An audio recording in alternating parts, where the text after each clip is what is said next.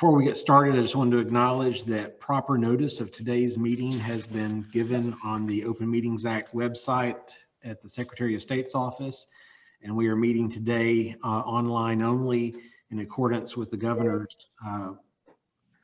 emergency proclamation dated March 18th, 2020 as amended. And Becky has established that we have a quorum, correct? That is correct. All right. Becky, would you, before we begin, introduce our new members who are joining the commission today? Yes, we actually have 3 new members to the Local Government Records Commission. I wanted to give y'all just a minute to introduce yourselves. So we have Matt Richards, who comes to us with a lot of experience from the examiners of public accounts. Matt, would you like to say anything about who you are? Okay, I'm Matt Richards. I'm Deputy Chief Examiner with the Examiner of Public Accounts, and I've got about 35 years with the department, and about 30 plus of those were with the County Audit Division, so I'm familiar with the RDAs and the local governments pretty well. Other than that, that's about all I'd like to say. Matt, thank you for being with us. So we're thrilled to have you Thank you. and your experience. We also have a new appointee designee with the Attorney General's office. Ben Baxley, will you tell us who you are? Hello and thank you. I'm Ben Baxley. I recently returned to state service from doing 5 years with the federal government. Altogether, I've got about, I guess, 26 or 27 years with the state. I currently serve as the Chief of the Opinions Division in the Attorney General's office. Thank you so much. We're so glad to have you. Obviously, having that perspective is incredibly important. And I also saw Blake Beck, who is our new County Administrator Representative with Tallapoosa. Would you like to introduce yourself? Yes, I'm the County Administrator for Tallapoosa County Commission. I've been with them almost 14 years. And before that, I worked for the Lee County Systems for 7 years and the Examiners of Public Accounts for several years prior to that. So glad to be here. Thank you very much. And I also wanted to introduce, for those who are not part of the State Records Commission, we have Charles Busby, who comes to us with a master's in public history, and he's worked extensively in both university, corporate, and federal government archives. So he really brings a unique perspective, and he will be doing a lot of work with local governments. And he has a For the Record blog. I always try to refer you to our blog, and so I encourage you to go there and see the introduction that he provided. I think you'll be seeing more. So that concludes our introduction, Steve. All right, thank you all, and welcome also Ben and Blake. We appreciate your participation today. Getting started on our agenda, first up will be adoption of the agenda, which is in your packets. Is there a motion to approve today's agenda, please? Juanita Roberts, I move to approve today's agenda. Thank you, Juanita. Is there a second? I second it. Lisa Hanks. Lisa, thank you. All those in favor, please say aye. Aye. Aye. Opposed? Aye. Thank you. The agenda is adopted. Also in your packet are minutes of the October 28th, 2020 meeting of the Local Government Records Commission. Hope you've had a chance to review those. Is there a motion to approve those minutes? Move to approve. Thank you, John. And Second. Lisa, thank you. You're welcome. Any corrections or comments on the minutes? All those in favor of approving, please say aye. Aye. Any Aye. opposed? Thank you. Next up on our agenda, we actually are having a public comment period today, and we have one person signed up to speak this morning. Tara Bailey, thank you for being with us. And if you will aim for 5 to 7 minutes, we look forward to hearing from you. I'll certainly aim for that. I appreciate being here and you guys welcoming me here. I'd like to start out by thanking you for the work you do and allowing me to speak at your commission meeting today. I live in Madison, Alabama with my husband and 3 young daughters. Back in October of 2020, together with my co-founder, Heather Morgan, we started a nonpartisan community group called I Vote Madison. Our mission is to increase voter participation in Madison, Alabama by helping residents navigate local government. We envision a Madison shaped by empowered citizens. Today, I will be outlining the reasons why meetings currently being live streamed and recorded by city councils across the state should have a retention requirement of a minimum of 5 years. Creating this minimum retention requirement of 5 years would allow citizens the opportunity to research decisions made by their city council representatives within at least one election cycle. Not having these recordings puts voters at a disadvantage as they must rely on meeting minutes that do not always offer the same detail and context as can be gained through watching a video recording of a meeting.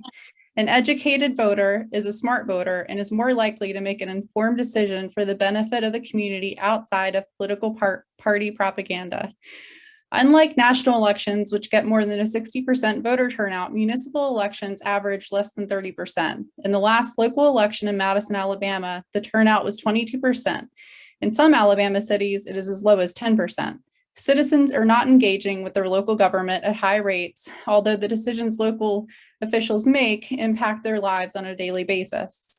There are many reasons participation is low: a lack of knowledge about how local government works, a lack of awareness about how to become involved, a lack of time and/or resources to attend city council meetings and other forums, a distrust of local government due to a lack of transparency, a negative view of politicians and politics in general, which at the state and federal levels are divisive, the belief that one is not able to make a difference. Not recording and retaining these meetings exacerbates these factors of disenfranchisement. Conversely, providing video recordings of city meetings addresses each of these reasons and in turn will increase public participation in local government. The current section of the Code of Alabama 1975 36-25A-4 stipulates that municipalities must document the proceedings of all meetings held by municipal office. As you are aware, this is currently being done through saving meeting minutes. Sadly, some municipalities leave out important details in the minutes, which leave citizens without the whole context of the conversation that led to their representative voting a certain way on an issue. When COVID-19 struck in March of 2020, we saw some cities who hadn't previously recorded their city council meetings do so in order to keep citizens informed without being put at risk of catching COVID. The same thing happened with many churches across our state, as those who didn't already stream their services decided to do so. As a mother of 3 young girls, including a set of 2-year-old twins, my time is limited. Add COVID-19 into the mix and you can see why I have chosen not to attend in-person meetings. The availability of having these meetings to watch not only as a live stream, but when I find the time to do so, is important for me to stay involved with our community. I, as well as other citizens in Madison, Alabama, have been working with the Madison City Council and Mayor to lay out some guidelines for video recordings of meetings. In order to gain a better understanding and idea of best practices, I did some research into how cities across Alabama record and archive their videos of meetings and found out that the top 20 most populated cities, besides the city of Alabaster, is the only one that does not currently record and archive their meetings in at least some capacity. Most of these cities have been making their meeting recordings available to their citizens for multiple years, with Birmingham starting around 14 years ago. Currently, our city council in Madison, Alabama has decided to make the city council video recordings available for 2 weeks or until the meeting minutes have been approved. That is just not long enough. There have already been instances of Madison City Council meeting recordings being deleted, such as the one taken on January 25th, which included Ralph Nelson, CEO and president of the Trash Pandas. In that recording, Mr. Nelson presented to the city council outlining the revenue generated in 2020, even though they were unable to play one game of baseball due to COVID-19 and minor league baseball being canceled for 2020. Mr. Nelson recently announced his resignation, which has understandably caused some discussion amongst the citizens of Madison. Citizens should have access to this recording so that they can have a better understanding of the situation. This is especially true since over $40 million in taxpayer money went into building the stadium where the Trash Pandas will soon be playing. It is my hope that cities across Alabama will continue to move in the direction of live streaming and recording their meetings as the technology continues to become simpler and less expensive than in previous years. And at a time where we can take video recordings on our cell phones and upload them to free platforms like YouTube and Facebook, we should also be able to view our city council meetings in the same way. Although technology has come a long way, many smaller cities may need some guidance and best practices for recording videos of their meetings and making them available either directly through their website or through YouTube or Facebook. Once they have this process set up, the time and resources it takes to make this happen should not be too demanding. Organizations like the Alabama League of Municipalities and the Alabama Department of Archives and History could play an important role in training cities on the best practices for recording and retaining their meetings. I'm hoping my comments here today will result in a decision to set these retention requirements for live streamed and recorded city meetings. Thank you all for your time, and I'm happy to answer any questions you may have. Ms. Bailey, that was 6 minutes according to my clock. So thank Oh, you. good. I talked really fast. I appreciate your being here today and raising those concerns. Certainly, we live in a period when technology is evolving in a way that it's certainly appropriate to be asking those questions about the viability and possibility for recordings of public meetings to remain available for longer periods.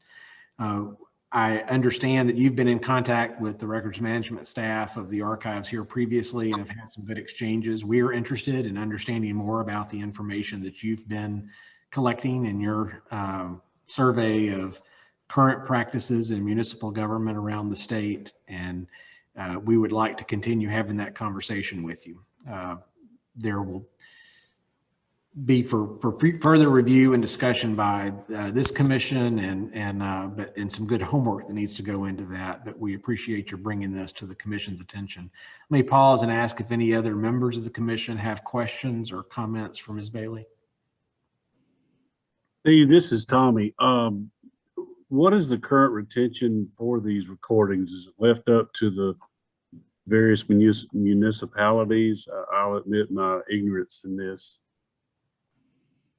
Becky, would you like to answer that? Yeah, so Tommy, we have found in our research that it is not completely consistent across all RDAs, but in general, the retention for recordings, which really referred back to a different age. I mean, you know, when we're still using tape recorders with cassette tapes, that it was retained. They were just for the purposes of creating the minutes.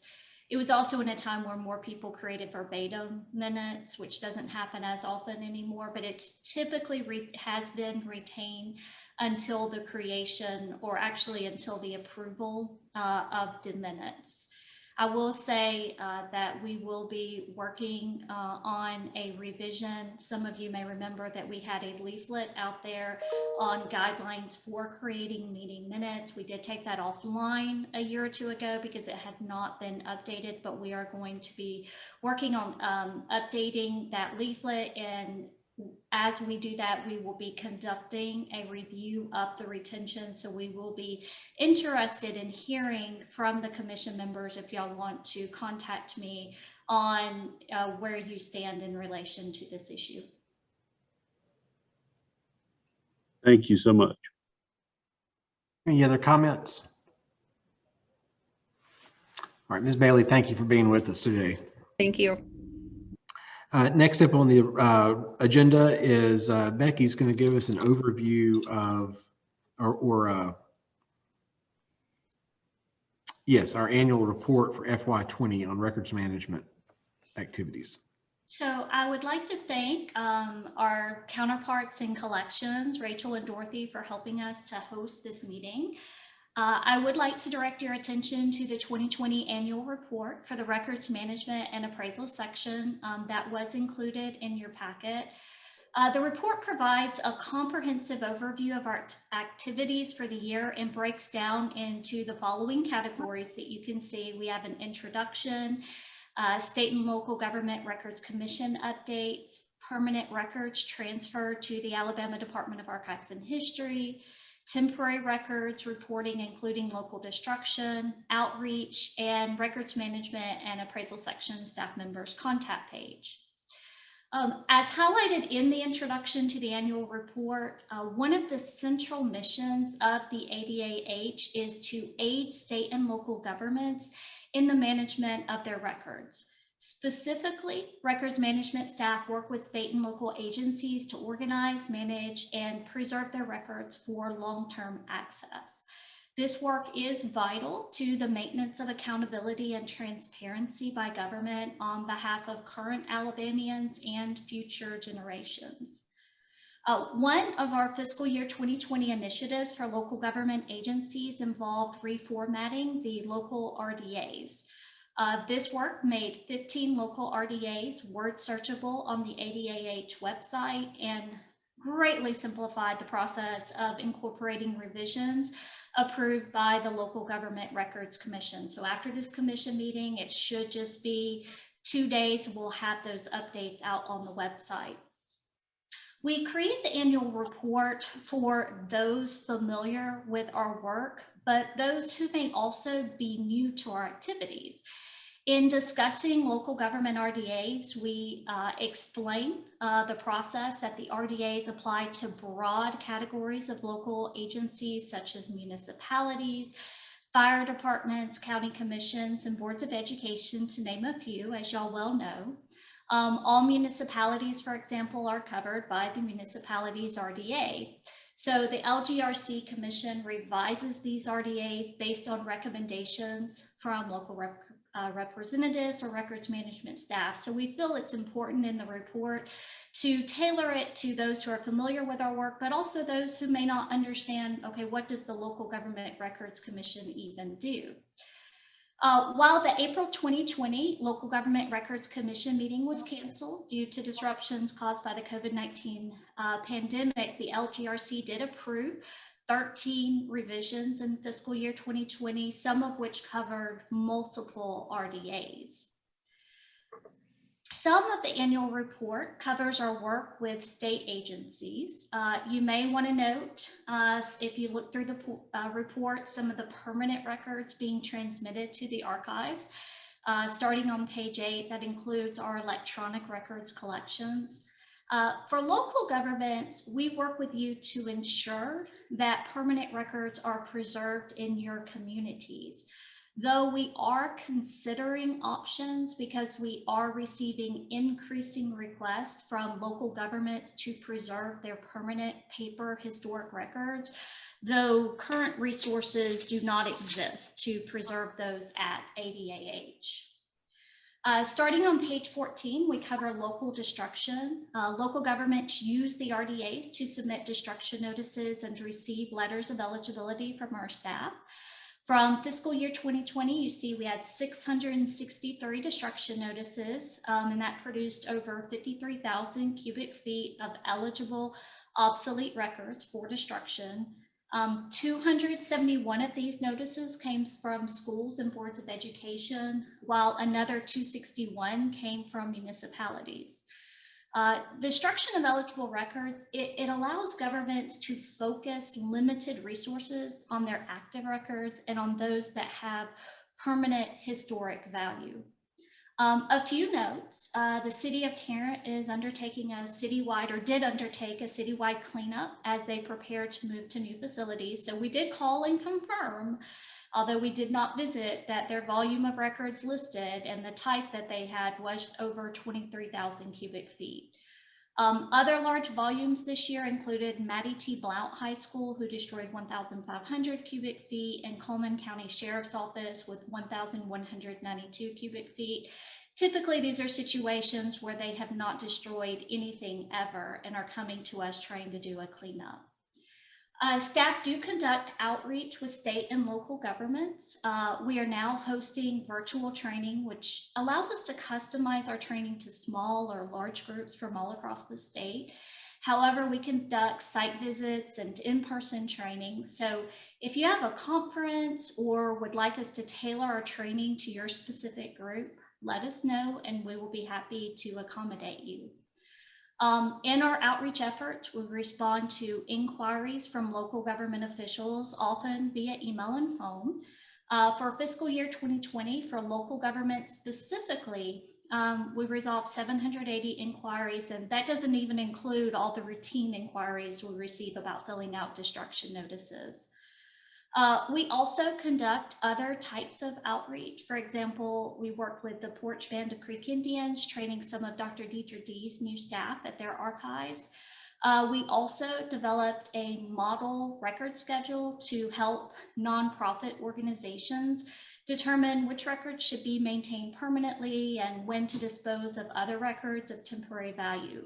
So while this nonprofit schedule is outside the purview of the Local Government Records Commission, if you know of groups who could use this guidance, we've posted, we call it a model schedule on our website. And so feel free to refer people to that.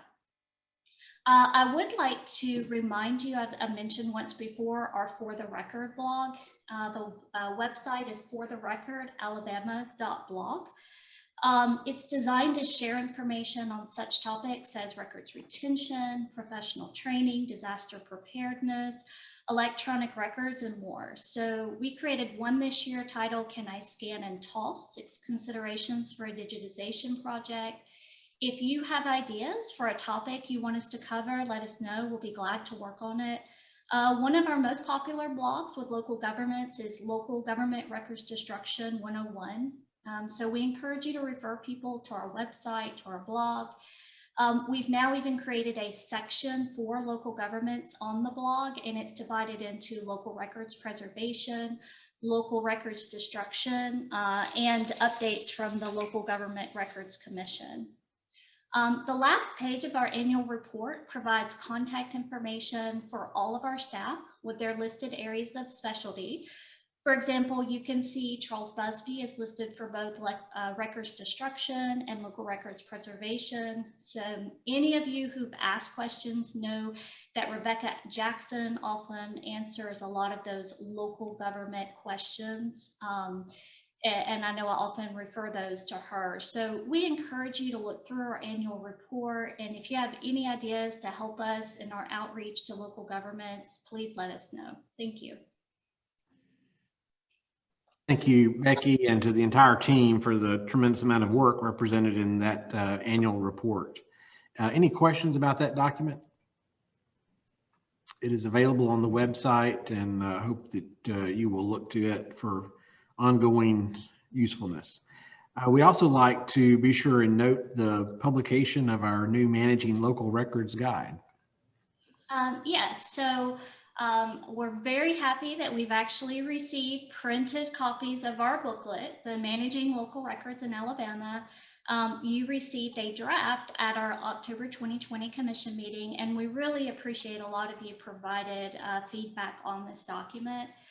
We did include an electronic copy in your packet. Please feel free to share it widely. We are going to be mailing copies to all county and city clerks coming up.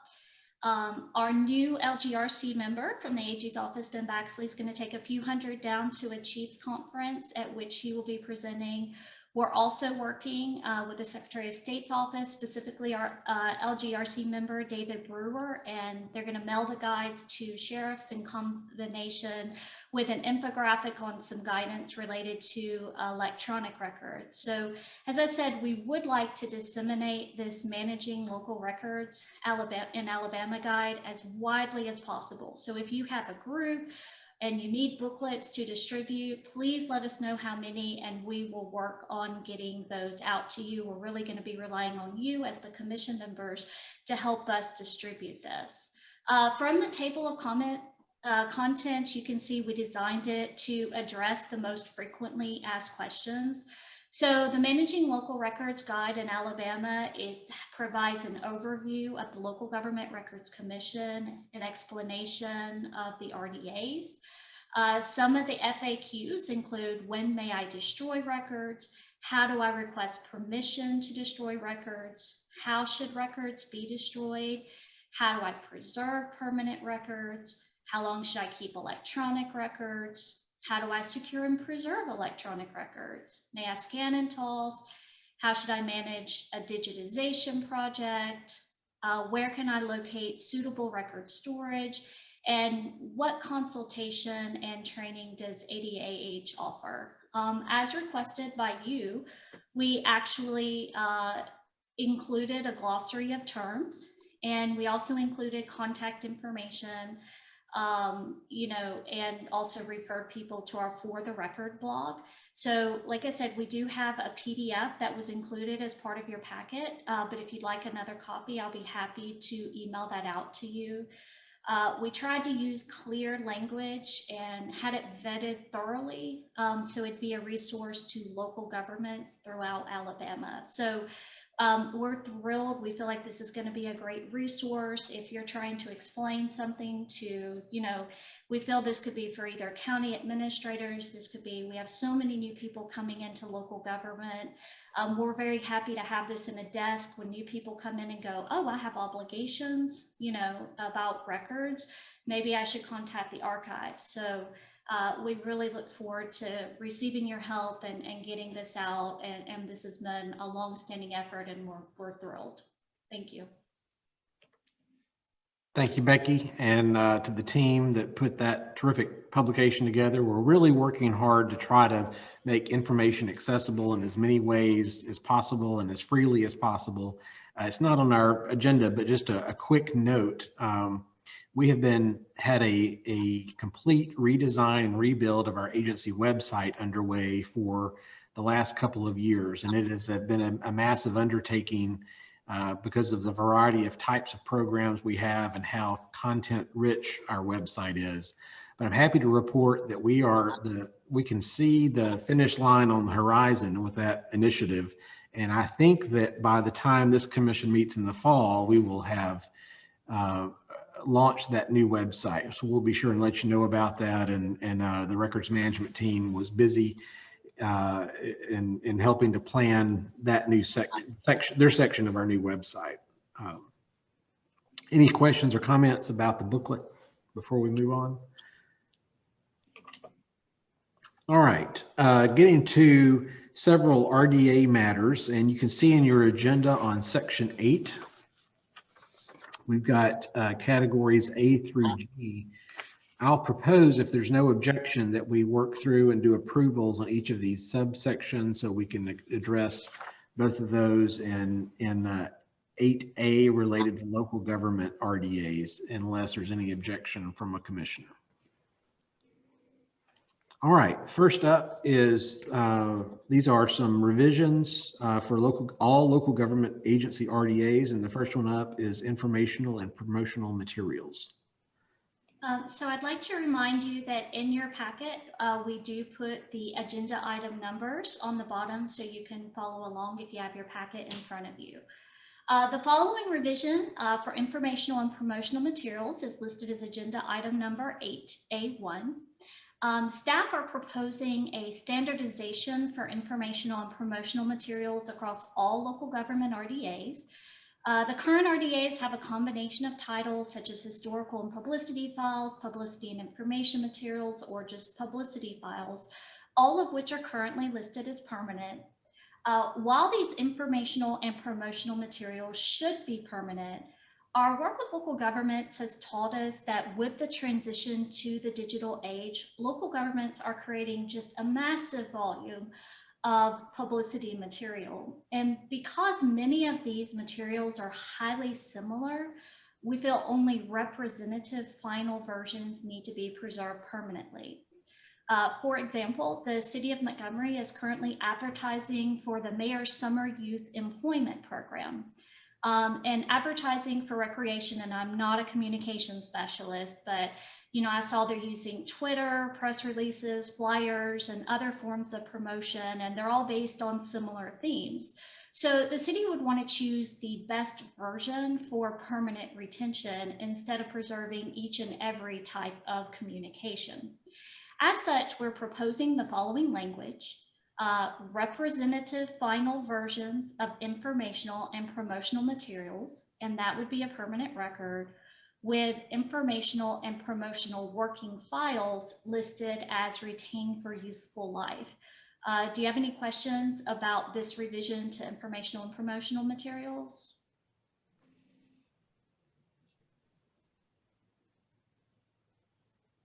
Okay. Next, we'll move on to our next insurance policies and claims. Rebecca? Sure. So this is 8A2, item 8A2 in your agenda. Insurance policies and claims was already an existing record series in the RDA. We, in talks with Alexander City, they had vendors that they required that they certify that they're insured, and that really wasn't represented in the document at all. So this would be an additional subsection to that record series. It's certificates of insurance for vendors. The retention on that is 6 years. The reason we went with that retention being a little bit longer is if there was an incident and there was a lawsuit or something that required a look back, there would be 6 years worth of records for that. So these are not insurance policies that are held by the municipality, but different vendors that they may do business with or may use government facilities or locations. Are there any questions?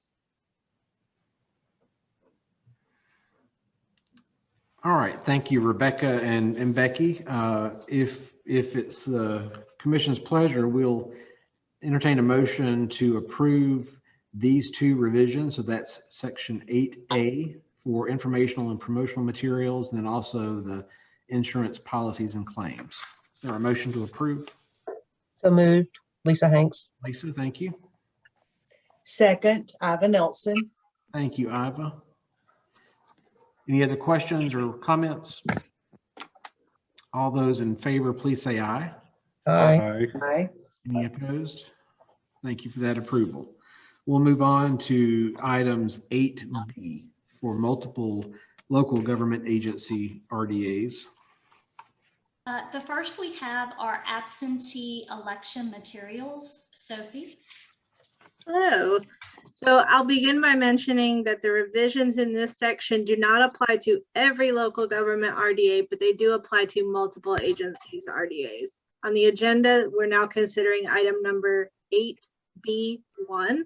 And this line item revision for absentee election materials will affect the RDAs for county probate offices, local law enforcement agencies, and municipalities. The request for revision came from personnel with both the Baldwin County Probate Office and the municipal government of Gadsden. I was doing a lot of work with the Secretary of State's office at the time these requests came in, and the Secretary of State's Elections Division staff also mentioned the need for this revision to me. Essentially, the RDAs needed to be updated to reflect the passage of Alabama Act 2019-507, which, among other provisions, requires unused absentee election materials to be sent to the appropriate sheriff. This differs from the practice described in the currently approved local RDAs, in which unused absentee election materials were previously sent to the Secretary of State's office. You'll see by the length of this memo that we did have to make corrections in several different places in the respective RDAs. We also took the opportunity to clean up the language and standardize the formatting. I'd like to thank our own local government records commissioner, Mr. David Brewer, and the Secretary of State's office's elections division director, Mr. Clay Helms, for looking over the revisions prior to this meeting. And I'll be happy to take any questions.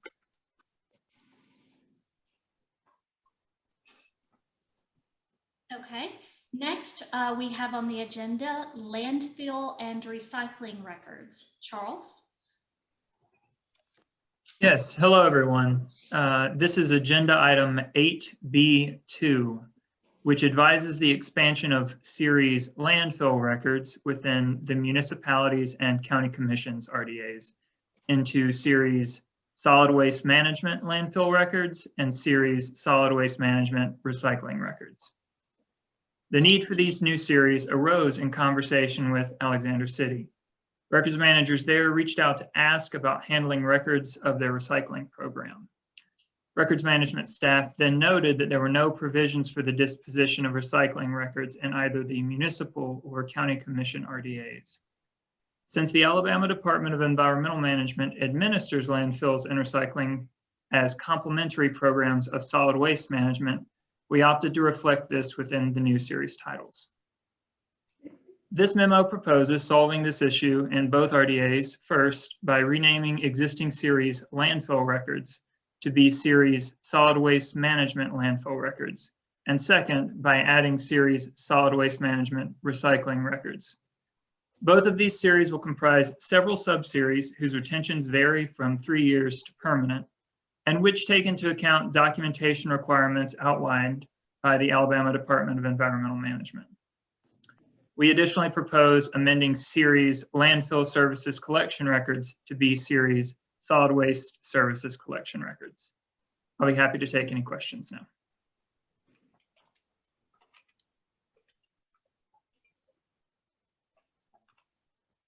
All right, any questions on either of those?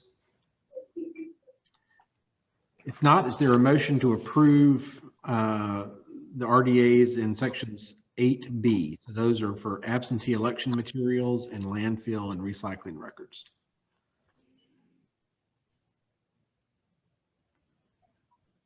So moved, Lisa Hanks. Thank you, Lisa. Second, Juanita Roberts. Thank you, Juanita. Any questions? All those in favor of approval, please say aye. Aye. Any opposed? Aye. Thank you. We will move on to 8C for the county probate offices, and we have 4 revisions to put before you here. The first are records of election results. Sophie? Yes, so in your packets, this is agenda item number 8C1. The request for this revision came from personnel with the Sumter County Probate Office. They had noticed that the currently approved RDA for county probate offices provides clear guidance on the retentions for general election results, but not for the results of primaries and primary runoffs. The problem is solved by adding a new subseries to the existing RDA, or to the existing record series, records of election results. While revising the series, I also added some language in the description to further clarify what a statement of canvass entails. The term statement of canvass is present in the currently approved RDA, but the revision makes it clear that statements of canvass may be taken to document the results of any election to statewide office, state office, or federal office, and votes on constitutional amendments are also documented via statements of canvass. Again, I would like to thank Mr. Brewer and Mr. Helms for reviewing the proposed revision on my behalf and for tolerating my many questions about the election process in Alabama while I wrote it. They were invaluable in helping me draft the retention for this new sub-series, which is transfer 1 copy to the political parties in accordance with electoral guidelines in Alabama. And I'd be happy to take any questions now. Thank you, Sophie. Any questions on those changes to election results? All right, we'll move on to motor vehicle licensing records. Devin? Yes, so this is going to be agenda item 8C2.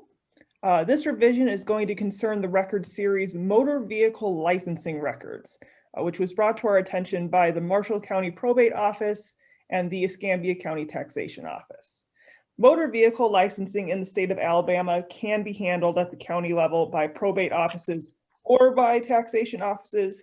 They're creating essentially the same kind of records, but it means that we may get feedback from multiple types of agencies about the records being talked about here.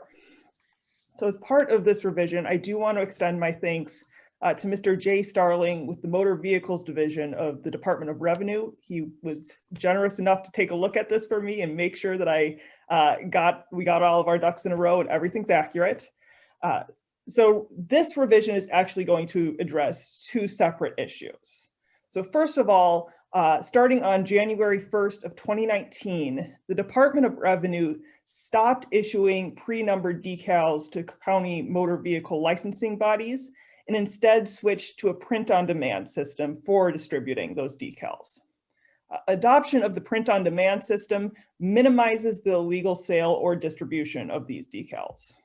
Now, Revenue has informed us that the destruction of the unused decal sheets should be reported as another anti-theft measure to account for how many sheets weren't being used in the course of the year. These are sheets that cannot be transferred to the next year. They're a specific color for 1 year that changes the next. So whereas, maybe it's fuchsia in 2018, it's tangerine in 2019. And again, this is just to prevent those same decal sheets from being used year to year and to make sure that they're not being illegally sold or distributed. However, despite the fact that this is something that should be reported as being destroyed, this is not something that needs to be looked at by the examiners of public accounts. So as such, we set the retention as retained for useful life. Now, additionally, the language describing this series has been expanded to include mention of credit vouchers and/or receipts for credit. This is documentation related to a process by which vehicle owners who purchase a new vehicle after the sale, the theft, or the total loss in an accident of their previously registered vehicle can transfer part of the balance of that registration fee from the old vehicle to the new vehicle. So essentially, it is giving them credit or compensation for the fact that they had to replace their vehicle before the period of registration ended. So these are records that should be retained for 2 years after audit. They're already covered. What we've done is essentially just clarified the description to make sure that these kinds of records are being explicitly included. Can I answer any questions about all of this? All right, thank you, Devin. Unless there are any questions, we will move on to the next one in this section is for probate minutes, records, and orders. Becca? Okay, so this was proposed by Franklin County Probate Office, and it is a revision to an existing series, probate minutes, records, and orders. And basically, we are adding records for audiovisual recordings for probate meetings. Sounds a little familiar with some things we talked about earlier. In the current RDA, recordings of involuntary commitments and adoption proceedings exist in the RDA. The issue was other issues and matters that the probate court handled were not included into the document. So we added the component audiovisual recordings documenting procedures of the probate court. And then the retention for that is 3 years after the conclusion of the proceedings. And that retention matches the audiovisual recording retentions of both the involuntary commitments and the adoption proceedings. So we really just needed to expand out to include other items that the probate courts were covering. Because it currently just covers those adoption proceedings and involuntary commitments. Are there any questions?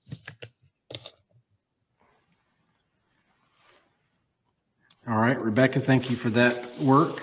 And then the final one in this section is for UCC filings and state and federal tax liens. Sophie is going to cover this one, and I just want to acknowledge all the work that she has done to make this comprehensible for those of us who don't always work with UCC. So thank you, Sophie. Continue. Thank you, Becky. So this is agenda item number 8C4, and the request for this revision also came from personnel with the Franklin County Probate Office. They had initially noticed a relatively small error in one of the Uniform Commercial Code record series descriptions. Now, UCC filings are processed and handled by county probate offices and the Secretary of State. As I've mentioned several times, I have worked with that office extensively over the last several months. The UCC Division Director at the Secretary of State's office, Miss Margaret Hall, assisted me in reworking this entire section to be clearer and more accurate. Descriptions are greatly expanded to define the different types of UCC filings.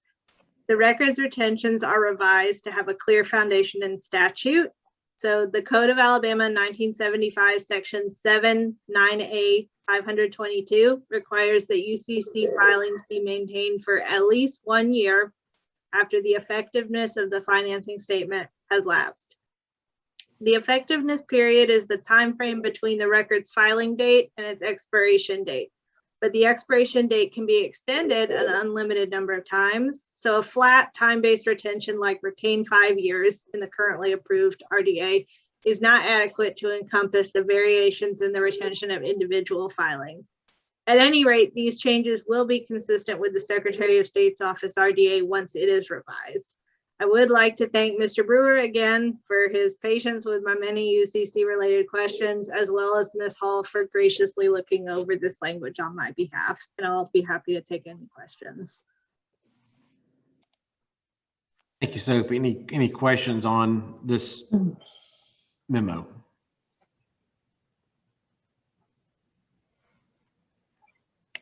All right, if not, we will we'll entertain a motion to approve the 4 RDA revisions for county probate offices. Is there a motion? This is David. Motion to approve. Thank you, David. And a second? Second. All right, I saw John. Thank you. Any questions? All those in favor of approving these 4 RDAs, please say aye. Aye. Aye. Aye. Any opposed? Thank you for that approval. Next up is a change for the county taxation offices. And Devin, I think this one will be familiar. This is am I correct? This is the counterpart revisions necessary for the same vehicle licensing records that we were just discussing. Yes, sir. So Devin's going to cover this. This one will be slightly different and relates a little bit to organization. Devin? Yes, that's exactly what you guys both said. This is largely an organizational change, but it's also going to include the stuff that we talked about earlier. So this is agenda item 8D1, and it's going to address the record series that concern motor vehicle licensing in the county taxation office's RDA, which were brought to our attention by the Escambia County Taxation Office. Looking at the existing series, which there's 6 or 7 there, we have decided to restructure these multiple record series addressing this responsibility into one record series entitled Motor Vehicle Licensing Records, which is going to standardize how we treat these records between the probate RDA and the taxation office's RDA. Probate offices are already using the structure that we propose in this revision, which encompasses all of the records previously separated out into separate series in the taxation RDA. Probate offices have really appreciated the flexibility that this structure offers them in classifying records. So what we're doing is we're granting taxation offices the same flexibility to classify their records by proposing this revision. So in the new structure, the overarching series would have 3 sub-series, the same as the probate RDA. So those would be surrendered and unused license plates with a retention of retain until audited, unused blank print-on-demand validation decal sheets, which should be retained for useful life. That's what we just talked about. And then all other records, which are set to be retained for 2 years after audit. I want to especially note here that the reorganization is not going to change any retentions. It just changes how we're presenting them. It just changes the structure. So as part of this overhaul, we've made sure that the language includes information about those print-on-demand decals and about the credit vouchers or receipts for credit, the 2 revisions that were added earlier as part of the sister series in the probate RDA. Can I answer any questions about this? All right, thank you, Devin. So some standardization and good housekeeping there on the county taxation offices. Is there a motion to approve this RDA for county taxation? Iva Nelson, I move to approve. Thank you, Iva. And a second? Second, Lisa Hanks. Thank you, Lisa. All those in favor, please say aye. Aye. Aye. Any opposed? Thank you for that approval. Next up on our agenda is for the fire department's CPR training records and educational program records. Charles? Thanks, Becky.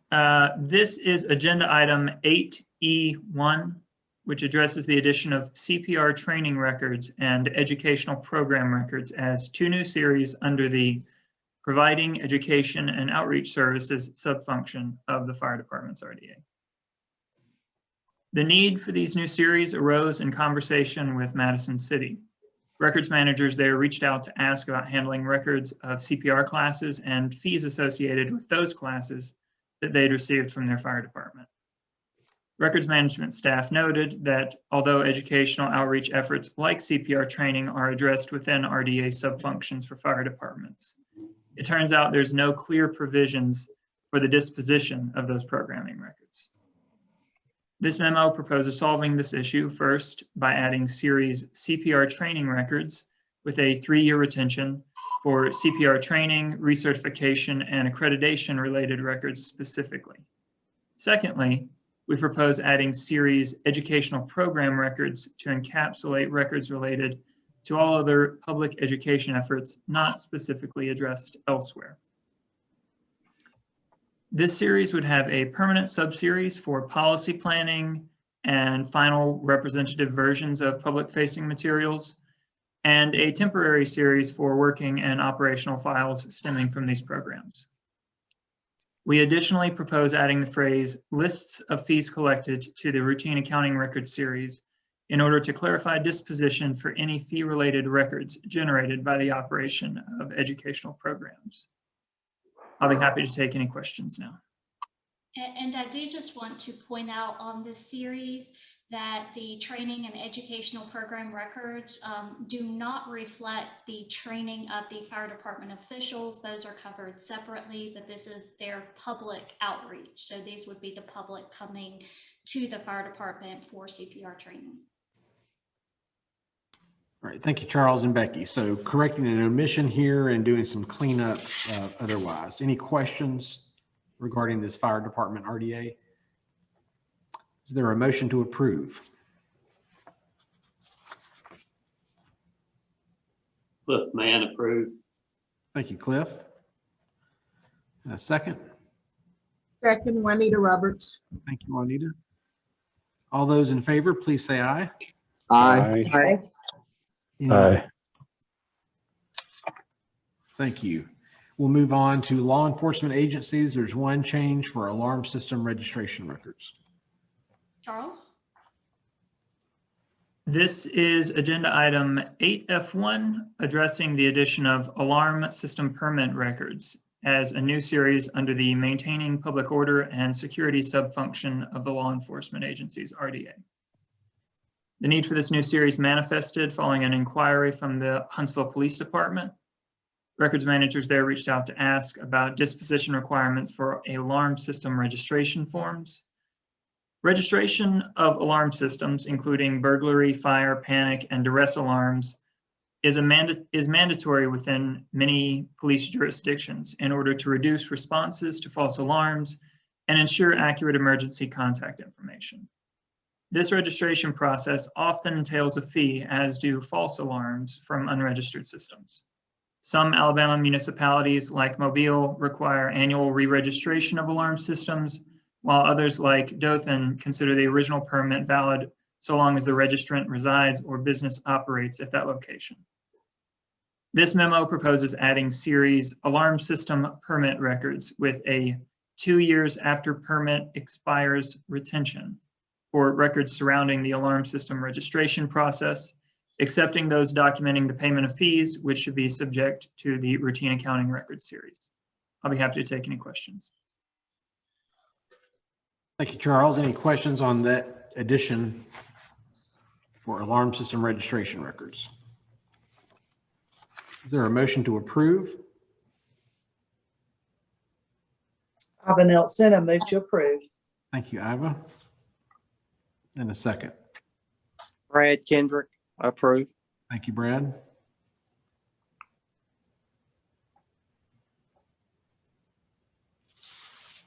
All those in favor say aye. Aye. Aye. Aye. Any opposed? Aye. Thank you. And then the last item on the agenda today is for public libraries. These are grant project files.